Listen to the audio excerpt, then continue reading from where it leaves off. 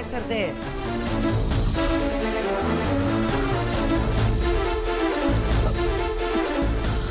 யார் பேசுறதுன்னு கேக்குறேன். வெறும் மூச்சு காத்து தான் வருது, பேச்ச காணோம்.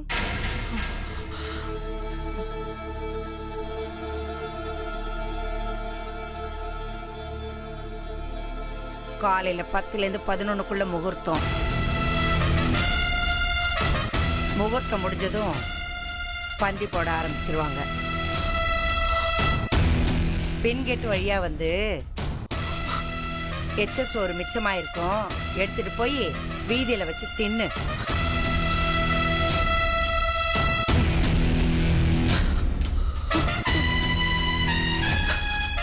ஜெயராமா. அம்மா. ஜெயராமா. இந்த வரமா. போன் எல்லாம் சூதானமா வைடா. கண்ட ஓடுகாலையில போன் பண்ணுது. என்ன திட்டம் போடுறாளுங்களோ.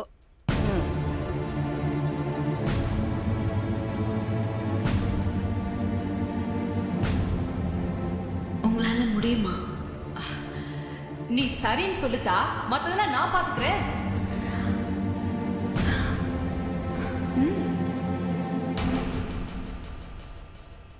சரி,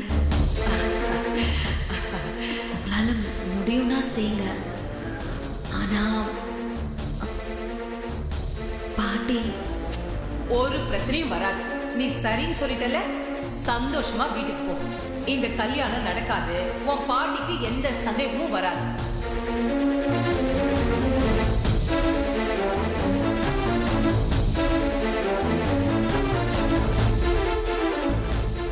நிமிஷத்துக்கு நிமிஷம் என் மக அவனால டார்ச்சர் அனுபவிச்சுட்டு இருக்கா. புரியுதுடி. ஹே, நீ இருக்கேன்ற தைரியத்துலதான் மனசை நான் திடப்படுத்திட்டு இருக்கேன். ஹே, ஏதாவது செஞ்சிருடி.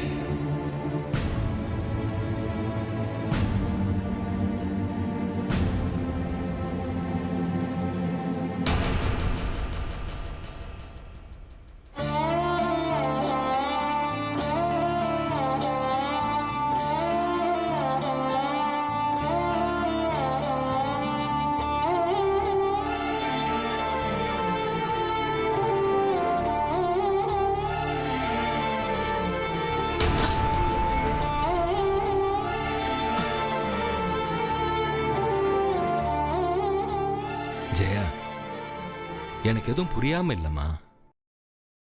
நம்மளால என்ன செய்ய முடியும் சொல்லு? என்ன வேணாலும் செய்ய முடியுங்க.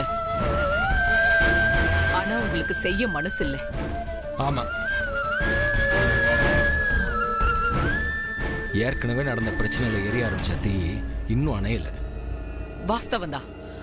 ஆனா அந்த தீயில இப்ப ஒரு பச்சை கிளி கருகி சாம்பலாக போகுது. விதின்னு விட்டுட்டு ஒதுங்கிடலாமா? கைய கொடுத்து காப்பாத்தி விடணும்னு கூட அவசியம் இல்ல. தப்பிச்சு போக வழியாவது காட்டலாம்ல.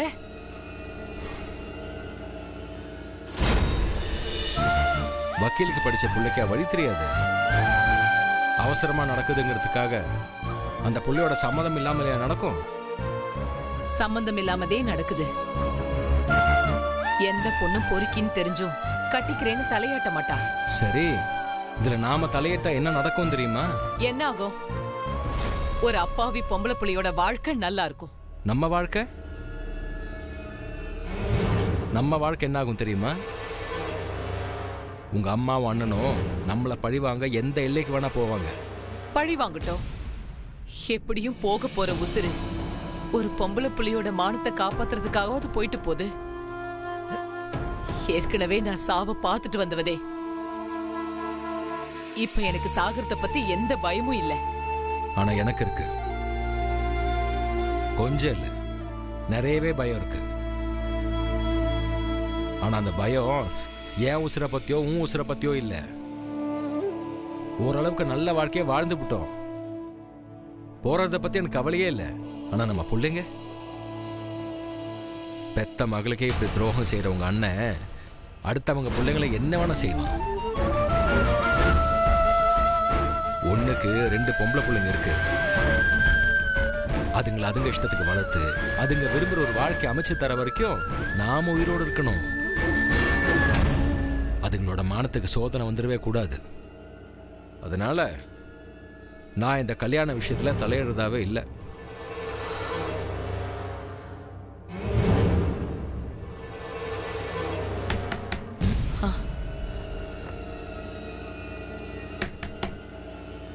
கார்த்தி வந்துட்டான்னு நினைக்கிறேன். நான் போய் இரு நான் போய் பார்க்குறேன். அம்மா அம்மா இதோ வரேன்.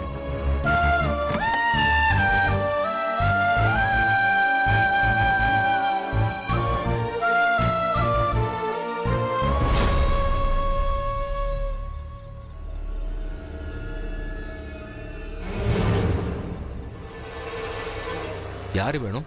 ஐயா வணக்கம். நான் ராணி அம்மா வீட்டு டிரைவருங்க ஐயா.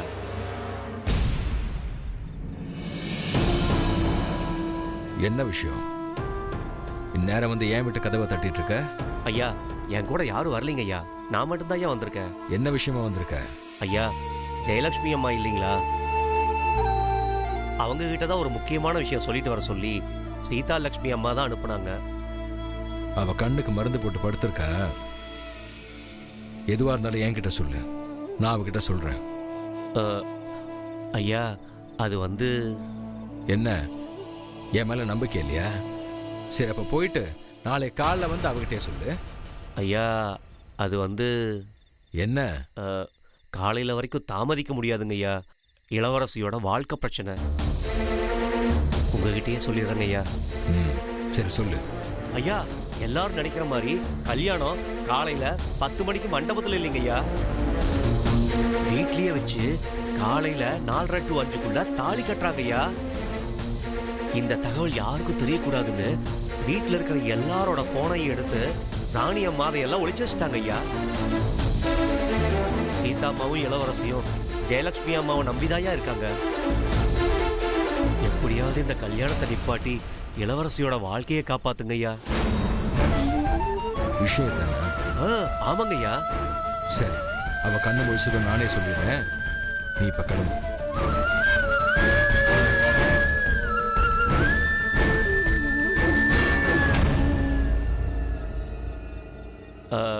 ஐயா நான் வேணும்னா அரை மணி நேரம் இங்கேயே வெயிட் பண்ணிட்டுங்களாங்கய்யா? எதுக்கு? இல்லைங்க ஐயா, அம்மா கண்ணு முழிச்சதும் நானே விஷயத்த சொல்லிட்டு போயிடுறேங்க ஐயா.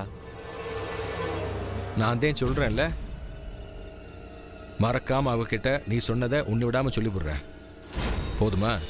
சரி சரி, நான் வரேங்க ஐயா.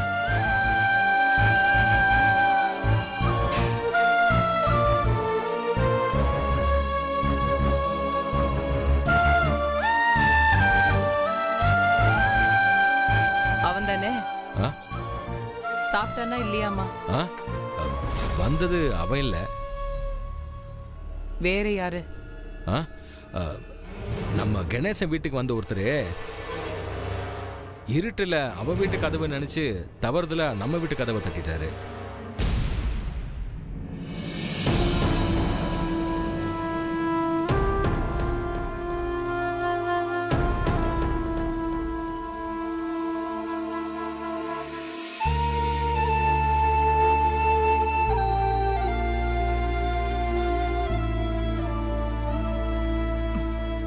ரொம்ப நேரம் பேசிட்டு இருந்த மாதிரி இருந்துச்சு. அது நம்ம கடை கஸ்டமர் தான் அவரு. அதான் கொஞ்ச நேரம் பொழப்பு தலைப்பை பத்தி பேசிட்டு இருந்தேன்.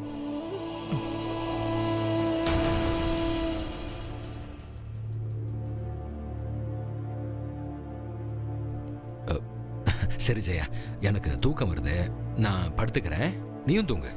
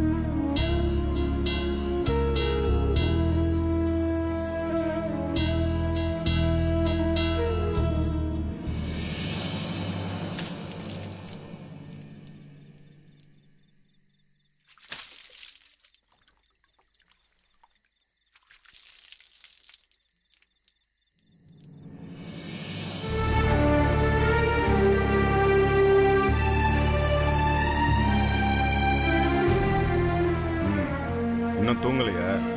இம்பிட்டு நேரம் தூங்காம முழிச்சிருந்தேன்னா உடம்பு என்னத்துக்கு ஆறுது? என்னமோ ஆயிட்டு போகுது. உடம்பு மட்டும் நல்லா இருந்து இப்ப என்ன உலகத்தை ஆண்டுட போறேன்? இந்த பாருமா, நான் உன்கிட்ட பல தடவை சொல்லியிருக்கேன். பிரச்சனை என்னன்னே சொல்லாம இந்த மாதிரி கோவப்பட்டேன்னா நான் என்னன்னு புரிஞ்சுக்கிறது?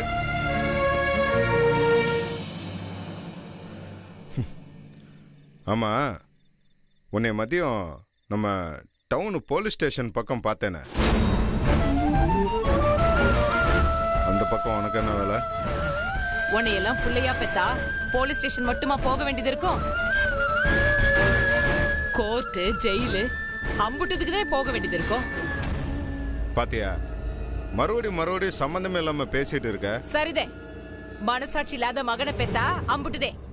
சம்பந்தம் இல்லாம எதையாவது பேசுற பைத்தியக்காரி பட்டனே கிடைக்கும். ஜெயலட்சுமி, இப்ப உன் பிரச்சனை தான் என்ன? நாளைக்கு காலையில ஜோதிக்கு கல்யாணம்டா. உன் கோபத்துக்கு காரணம் இதுதானே? நான் கூட என்னவோ நினைச்சேன். நியாயமா நீ இதுக்கெல்லாம் சந்தோஷப்படணும். அவெல்லாம் அவ திமிருக்கேத்த முடிவை தான் எடுத்திருக்கா. மாப்பிள்ளை யாருன்னு தெரியும்ல, பத்திரமாத்து தங்கம். என்ன ஒண்ணு, அவன் மேல ஒரு 16 கேஸ் கிடக்கு. அப்போ அவன் யாருன்னு உனக்கு தெரியுமா? அவன் யாருன்னு ஊருக்கே தெரியும், எனக்கு தெரியாதா என்ன? டே, பாவமா இல்லையாடா அவளை பார்த்தா? என்னது பாவமா? மா, அவ ஒவ்வொரு கேஸா முடிச்சு பெரிய லாயர் ஆறதுக்கு ரொம்ப நாளாகும் சொல்லி மொத்தமா கேஸ் இருக்கிற இடமா பார்த்து ஒரு பயலை தேடி கண்டுபிடிச்சிருக்காங்க. டேய் முட்டா பயலே, ஏண்டா இப்படி அவ மேல இருக்கிற கோவத்துல தப்பா புரிஞ்சுக்கிற நீ? தோபர், எதிரிக்கும் துரோகிக்கும் என்ன வித்தியாசம் தெரியுமா? எதிரி நம்ம கிட்ட தோக்காம இன்னொரு இடத்துல தோத்தா அவனுக்காக வருத்தப்பட்டோன் வையேன், நாம சரியான எதிரி. எதிரிக்கு விழுந்த அடிய நினைச்சு நாம சிரிச்சு கைத்தட்டனா நாம துரோகிடா.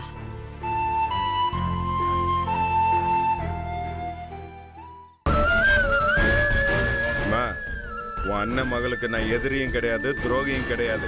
அப்ப யாருடா நீ? கொலைகாரனா? கொஞ்சம் கொஞ்சமா அவளை நீ கொல்ல போறியா? நான் எதுக்கு அவளை கொல்ல போறேன்? அதான் அவளே தற்கொலைக்கு தயாராயிட்டல. கண்ணு முன்னாடி தெரியுது இது தற்கொலைதே. ஒரு உசுறு சாகத்தான் போதுன்னு தெரிஞ்சும் கை கட்டி வேடிக்கை பாக்குறதுக்கு பேர் வீரமாடா? ஐயே, என்னம்மா நீ நடு சாமத்துல வந்து என்கிட்ட சண்டை இழுத்துட்டு இருக்க? டேய் கார்த்தி, அவளுக்கு இந்த கல்யாணத்துல விருப்பம் இல்லடா. அவளை கட்டாயப்படுத்தி இந்த கல்யாணத்துக்கு ஒத்துக்க வச்சிருக்காங்க. சும்மா விவரம் தெரியாம என்னத்தையா பேசிட்டு இருக்காத. பிடிக்காத கல்யாணத்துக்கு ஒத்துக்கிட்டவ திமிர அவங்கிட்ட சவால் விடுவாள? சொல்லு, சும்மா போவியா? சவால் விட்டாளா? உங்கிட்டியா? யாருக்கிட்டயோ சவால் விட்டா. இப்போ உனக்கு அது தேவையா? சரி, சண்டை முடிஞ்சு வா, போய் மாத்திரை போட்டு படுத்து தூங்கு.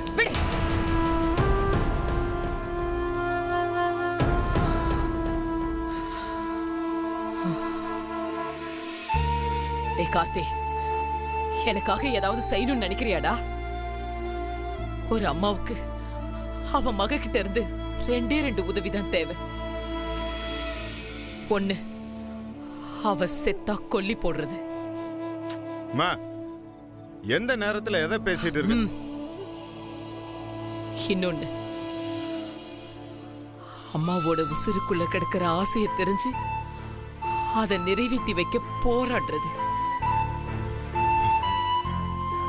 இப்போ உனக்கு என்னதான் ஆசை இருக்கு? நீயும் ஜோதியும் ஒண்ணு சேரணும்டா. அதெல்லாம் பேராசை, நடக்கவே நடக்காது. சரி, நடக்க தேவையில்ல. ஆனா என் ஆசையை நிறைவேற்றுவியா?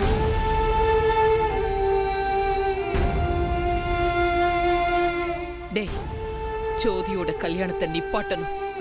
அவளை நீ காப்பாத்தணும். அவளுக்கு பிடிச்ச வாழ்க்கையை அவ வாழ ஒரு வாய்ப்பை உருவாக்கி தரணும்டா. முடியாதுமா. டேய் கார்த்தி, உன்னை அவளுக்கு பிடிக்காது. ஏன்னா அவ அண்ணனை அடிச்சு நீ கை காலை உடைச்சிருக்க. கேஸ போட்டு உள்ள தள்ளணும்னு நினைச்சவன் என் கண்ணுல கண்ணீரை பார்த்துட்டு தாண்டா கேஸ வாபஸ் வாங்கினா. ஆனா அவ குடும்பத்துல அவ எவ்வளவு பிரச்சனையை சந்திச்சிருக்கான்னு உனக்கு தெரியுமாடா? அதெல்லாம் சும்மா வெறும் நடிப்புமா. உன்கிட்ட தியாகி பட்டம் வாங்கணும்னு சும்மா என்னத்தையா சொல்லியிருப்ப. அப்படியேதான் இருக்கட்டுமே. எதிரிய மன்னிச்சு தண்டனையில இருந்து காப்பாத்துற மனசு இருந்துச்சுல்ல அவகிட்ட. அது ஏன்டா உன்கிட்ட இல்ல? நான் உன்கிட்ட உதவியா ஒண்ணு கேக்குறேன். பெத்த அம்மாவுக்காக இந்த கல்யாணத்தை நிறுத்துடா. சிறுக சிறுக சாக போற உசுர காப்பாத்துற புண்ணியமாவது உனக்கு கிடைக்கும்டா. உன் தங்கச்சிகள்ல ஒருத்திய உன் அப்பாவும் நானும் ஒரு தப்பான ஆளை பார்த்து கல்யாணம் பண்ணி வச்சா நீ என்னடா செய்வ? தடுத்து நிறுத்துவல்ல? பாவண்டாவ பாவம். மொத்த பொம்பளை பிள்ளைக்கு எதிரா மொத்த குடும்பமும் நிக்குது. டே, ஒரு பொண்ணுக்கு கல்யாணமும் சாவும் அவ விருப்பப்படி தாண்டா நடக்கணும். அப்படிதான் எல்லா பொம்பளை பிள்ளைங்களும் ஆசைப்படுவாங்க. ஒருத்தர் பிச்சைன்னு கையேந்தறது அசிங்கம்டா. ஆனா அதை விட அசிங்கம் அத போட மாட்டேன்னு சொல்றது. நான் பிச்சை கேக்குறேன், நீ போடுவியா மாட்டியா?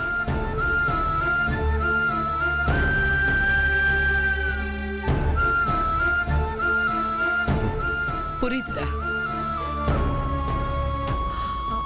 அந்த ஜோதிய பழிவாங்க இதுதே சரியான நேரம். பழிவாங்கி போடு. இன்னொரு கஷ்டத்தை பார்த்து கண்ணீர் விடுற புள்ளைய பெத்தேன்னு சந்தோஷமா இருந்தேன்டா. இல்ல தோபர்ரா, இத நீ தெரிஞ்சு செஞ்சியோ தெரியாம செஞ்சியோ அது அந்த ஆண்டா நமக்கு தான் வெளிச்சம். இனி அந்த புள்ளையோட வாழ்க்கை முட்டிச்சந்தில நிக்கிறதுக்கு நீயும் ஒரு காரணம்டா.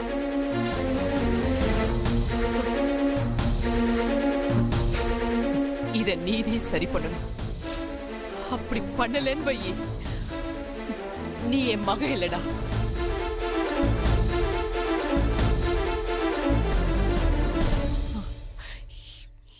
இல்ல, நீ என் மகனா இருந்தா சரிமா நான் செய்யறேன்னு சொல்லிருப்பியே. இல்ல, நீ என் மகன் இல்லடா.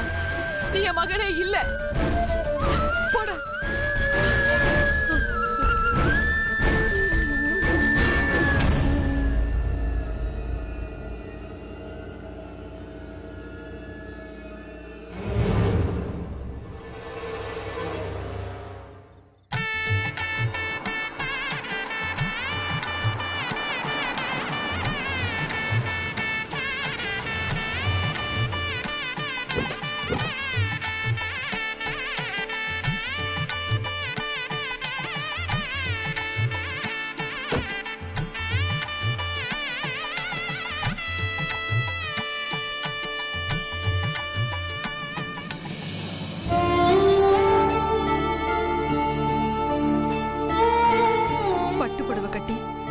கல்யாண கோலத்துல உன்னை பார்க்கணும்னு அம்புட்டு சாமியும் வேணும். ஆனா அதே மனக்கோலத்துல நிக்கிறப்போ உசுறு உக்கிற நிலைமை ஆயிடுச்சு. ஜெயலட்சுமி என்ன பிளான் பண்றாலோ தெரியல. சண்முகத்துக்கிட்ட நான் சொன்ன தகவல் கிடைச்சதா இல்லையா எதுவுமே தெரியல.